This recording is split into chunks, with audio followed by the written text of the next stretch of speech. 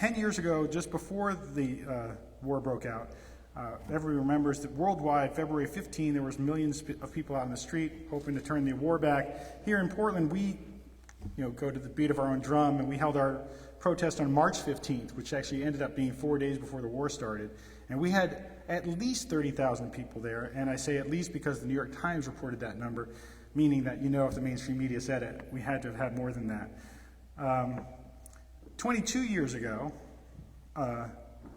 in 1991, is when the war in Iraq really started. So, we're talking about the second phase of a war that's been going on a long, long time. And really, it started 23 years ago when the sanctions were put on after Iraq invaded Kuwait. We formed the Iraq Affinity Group in early 1992 as part of Peace and Justice Works. In 1996, a group called Voices in the Wilderness was formed in Chicago that started sending delegations over to Iraq to bring medicine and toys and other items to break the embargo that had killed over 500,000 children. I personally went on a couple of delegations in 1997 and 2002, and then Cathy managed to go on a delegation that was called the Iraq Peace Team in the fall of 2002 with Voices in the Wilderness. And of course, fall of 2002 was just before the war broke out. She stayed there for over 5 months, including through the shock and awe bombing campaign.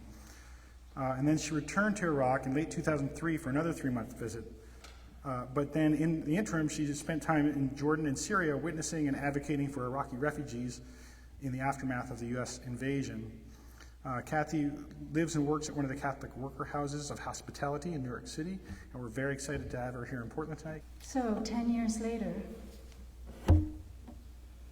C.S. Lewis, from the preface of The Great Divorce, he wrote, "I do not think that all who choose wrong paths perish, but their rescue consists in being put back on the right road.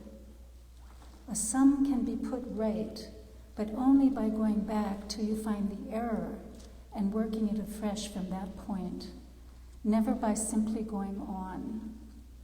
Evil can be undone, but it cannot develop into good. Time does not heal it." Just the other day, I was looking through an old binder at the Catholic Worker when I came across some letters I wrote during the shock and awe bombing campaign. On Monday, March 23rd, 2003, I wrote, "Dear friends, I'm so anxious to get some word off to you while there is still time. Even as I write you, there is a bomb exploding, threatening to blow out the glass windows. This waiting to be hit is a terrible thing, but then war is a terrible thing, too terrible, too horrible to describe. I just returned from visiting the Yarmouk hospital, where a few of us were able to go and see some of the wounded. The hospital received 108 patients in a 3-hour period on Friday evening, and last night another 40. Dr. Rajab related the case of a 26-year-old mother who came in with massive injuries and was taken immediately to surgery. Her 2-year-old child, however, was killed instantly as the rocket went directly through the door of their home. And then I go on to describe in the letter walking from bed to bed of the wounded orphan children, listening to story after story of deaths of family members due to bombs. We must be clear, I write, about the fact that we have forced them to go to war. We have forced their young men to take up arms and to kill just as surely as if we have put the guns into their hands. In November, I was able to visit Iraq, central and southern Iraq. Is that better? Last October, November, for a 6-week trip, for the first time in 9 years. So it was a very special trip, as you can imagine. I hadn't been back since late 2003, and I wondered, what will I find after such a long time? Of course, I had gotten news. We had gotten news through Iraqis in the States and refugees in Jordan and Syria over the last years, but it was quite another thing to be in the country again and to see beloved friends after so many years and to get a sense of how things are with respect to everyday living, basic needs and security. And I was hopeful that I could meet Iraqis that we know from Syria, refugees, who had to return to Iraq because of the life-threatening situation now in Syria, and I was eager to see how they were faring. I sometimes felt that my very presence as someone from the United States opened deep wounds, and you'll hear this in what I relate. So I'm just going to go ahead and take you with me, if I may. This is a picture from the guest house of the governor of Najaf, which is the province I flew into, because Najaf, which is about 2 hours southwest of Baghdad, has a landing strip. And so this is the Euphrates River. And this, I landed in Najaf from Istanbul. Now, I was advised that I was going to stay for 3 days in the governor's guest house. And this was a former palace of Saddam Hussein. You can imagine how strange I felt. I was the only guest in this house. There I am, sort of just demonstrating what it was like. This was one of Saddam Hussein's last palaces. He never slept here, but he did visit here. After 3 days, I moved to a host family in Najaf, and this was the view from my window, quite different from the palace. This is the neighborhood in that area.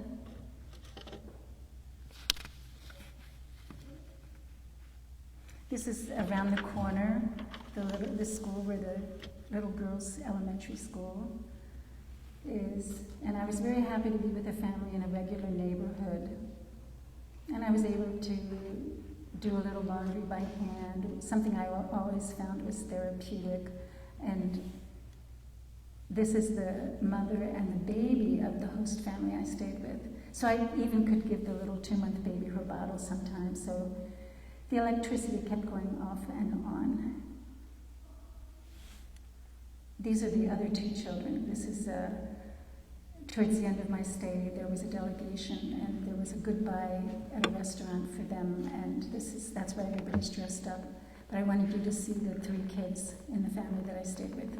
This is the cemetery in Najaf.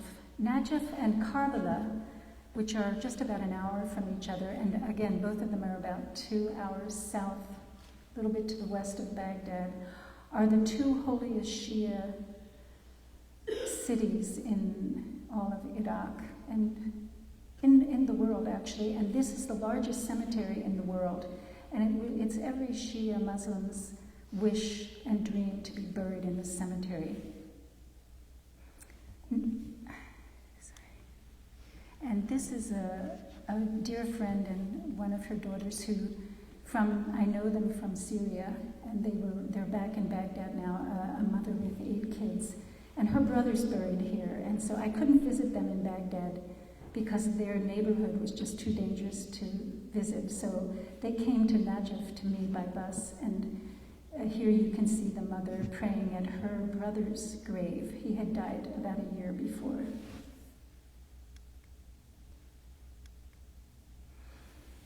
And then I had heard so many stories, as maybe you have, about the pilgrims coming to Najaf and Karbala, where their holy shrines are of their famous imams. And I had heard so many stories about the pilgrimages. And these holy commemorations were not allowed under Saddam. And on the 20th of April 2003, only days after the fall of Saddam's regime on April 9th, this was the 40th commemoration of the death of Imam Hussein. Approximately 4 million pilgrims traveled to Karbala. And I remember young Muslim friends in Baghdad telling us with deep emotion about their own participation in such pilgrimages. Now, Karbala receives between 12 and 14 million pilgrims during this 10-day feast. But every day of the year they're coming. And it was a great joy for me going from Najaf to Karbala to see the pilgrims on the side of the road walking. And this is not my picture, I didn't take this picture, but here's a gentleman calling for the pilgrims to come and eat. Come, come, he's saying. And they have big vats of food, and everybody opens their houses, everybody in Karbala, and they put up the pilgrims, and they pull the washing machines out on the front lawn, and they buy first aid kits and socks and t-shirts, and everybody's given free food and lodging, and it's just something very beautiful to behold. And this is a dear friend from Karbala. I met him in Amman, actually, in 2005, and we kept in touch. And he eventually, because he worked in the area of human rights, had to flee, first to Egypt and then to Syria with his family. And it was a great joy. He's now back in Karbala. He teaches high school, and he's an artist. And I was able to stay with him and his family. And he told me a lot about Karbala and showed me a lot of photos, so I was already familiar with a lot of the stories. And he told me about Imam Hussein before he and 72 members of his family and clan were slaughtered. And there's a story that Imam Hussein was crying, and he said, I know that I'm going to die. He said, and I'm not crying because of that, I'm crying for the people who are going to kill me. So this dear family father told me, so I know about Jesus and how Jesus says, don't forgive them because they don't know what they're doing. And this is his son, whom I fell in love with. He's in his 3rd year of English studies at the university, and his hobby is writing poetry. And he likes Shakespeare because he gives the world good advice, to be or not to be. And he told me, if we want to be good, we can be. It's easier to be bad. If we do good, the whole world respects us. His father tells him, you're always writing poetry. Why are you always writing poetry? And he said, I cannot stop. When I write, I fly. He also told me, this 23-year-old, the war is not over. It continues until now. The damage of the war is like Hiroshima. Remember the Halabja, the survivors? He said, our babies are deformed. We have many in Karbala. Many left their homes to go to other countries. The kidnappings are still happening of small children, not only for money, but to make us feel scared. We are scared about the insecurity of the situation. He said, what will happen? We have to go back to our roots, to our holy roots. We are entering 10 years, and what has changed? The terrorists have come from outside. I can change, but not alone. I need a force to help me change. My friends, my country, my family. Together we can make a change. While I was in Karbala, that's me, by the way. In Najaf and Karbala, all the women are veiled. It's a very traditional area, and so there was no question that I would wear also the veil. And it was a whole process for me to do that. I had never had to do that before in Baghdad. In Baghdad, maybe 30% of the women don't, even Muslim women don't wear the hijab. Some of them were forced to, right, in the years preceding, or the years after the fall of the regime, where radical groups threatened them if they didn't wear the hijab. But in these traditional areas, out of respect, I felt that I needed to wear the hijab. And when I was in Karbala, some visitors came to the house, and one young man was a high school teacher in a village school. And he told me that the situation, and I'm quoting him, is very bad in Iraq. The politicians are corrupt in the whole country. They are looking for their own interest. The regime didn't serve the people, and now the government doesn't either. I see no hope for Iraq. The boys don't want to learn. They have been affected by the war, turned into beasts. They've seen blood and killing. They are violent with no principles, no respect. This is a sheikh from Najaf who I was taken to his home one evening, and we had a lovely time visiting, spending a couple of hours together. He's a very gentle, soft-spoken man. And he heard that we were planning to go to Basra in the south the next morning. So on the spur of the moment, he decided to come too, with the agreement that he would let us buy, he would agree that, we would agree that he would buy kebab in like a roadside stand at 6 o'clock in the morning. So we did. So in the car, we continued our conversation. And I asked him what he felt the effects of violence has been on the Iraqis. And he responded through a translator that the Iraqi people were living peacefully, different groups, together side by side, until the Iran-Iraq war. And then the wealthy and poor alike were sent to the front to fight. And this was the outbreak of violence he felt. And he said, we consider the American people, represented by the soldiers who fight the war against us, as war criminals. We saw how they were cruel and savage, how tanks ran over innocent people. It became normal for every household to lose loved ones. We saw terrorists whom we caught and handed over to the US troops, later released. Many wrongdoings are credited to Islam. The US was wrong to bring terror to Iraq. The Iraqi people are religious. They will become strong and resilient again.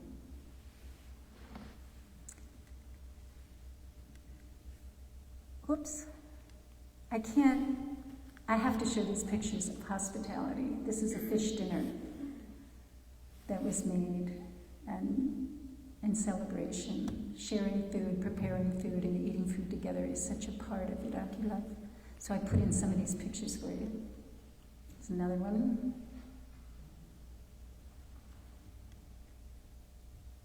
And another one. Now I wanted to talk about the water situation. I'm a nurse by profession, and so from the beginning I wondered about the water. And this again is the Euphrates River that feeds Karbala and Najaf and comes through Syria. We'll later see in a couple slides the Tigris River, which comes from Turkey, which feeds Baghdad. And this one is more polluted. They're both very polluted, but this river is more polluted, and people have to have a water system, which is expensive. And this is the water filter in the house where I was staying. And you have to buy the filters, so even in the hospitals we visited, they give the people water, bottled water. So there's no potable water to be found in Iraq, in the whole of the country. This is the Tigris River in Baghdad, the sun setting over the Tigris. It's not quite as polluted as the Euphrates, and so they can use this kind of filter system, which has a charcoal tube which can be washed by hand, that charcoal filter you see. But they run about $120. And this is one of the hospitals in Najaf, and it reminded me so much of under the sanctions, under Saddam Hussein, visiting the hospitals and seeing the mothers with the kids dying of whatever, cancer and gastrointestinal and respiratory diseases are a big thing now, and gastrointestinal diseases from the water. I took most of these pictures. This is a delegation that came from Minnesota to Najaf, and they have, through a water project, and through this group of people and their friends and other friends, they've supplied Najaf schools with 80 filter systems. And here you see, in that little school where you saw the little girls, one of the water filter systems. Air pollution. I had to shut the window at night to sleep because the air was so bad. And I just took these pictures on the road to give you some idea. The gasoline is leaded.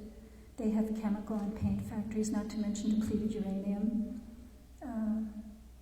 There are laws for emissions, but they're not enforced. So asthma is on the increase, as well as cancer. And there's no national electrical grid, and so the electricity kept going off all the time, which was very disconcerting at night. And I just took a lot of these pictures. These are the electrical wires hooked up to a generator. So you have the generator, which is the emergency system. A lot of people die from these wire accidents that happen. People pay about $10 a month for the national electricity. When that goes out, this neighborhood generator supply is supposed to turn on, and that costs about $50 a month. So it's very expensive. They're like bandits. They're the bosses. Just to give you an idea of the electrical system, 10 years after the war, no potable water and no national electrical grid. Now we're going to go to Baghdad, and if I had 3 words to describe Baghdad, and I had heard these stories, but it was another thing to see with my own eyes, they would be checkpoints, roadblocks, and cement barricades. So here you see a traffic jam. And I took all these pictures surreptitiously from a car window. This is Mustansiriya, the University of Mustansiriya with the barricade. Everywhere you look, cement barricades. Al-Qarada. It's just hard to imagine. This is the green zone is behind this one.